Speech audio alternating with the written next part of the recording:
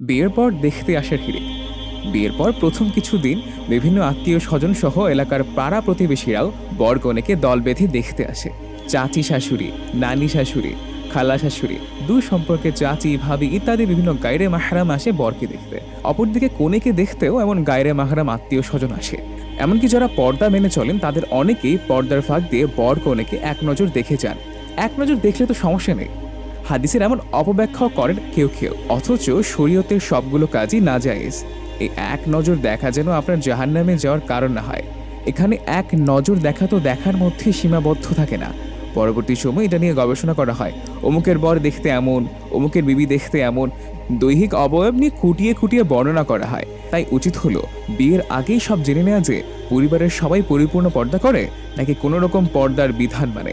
প্রয়োজনের সব ব্যাপারেই বিস্তারিত আলাপ করে নেওয়া যে বিয়ের পর পর্দার বিধান লঙ্ঘন করে এসব রুলস পালন করা যাবে না কোনোভাবেই।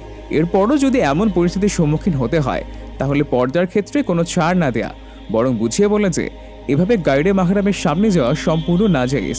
শুধু আজকের দিন কেন, যে কোনো দিনই এক মুহূর্তের জন্য পর্দার বিধান লঙ্ঘন করার অনুমতি শরীয়ত দেয় না কোনোভাবেই।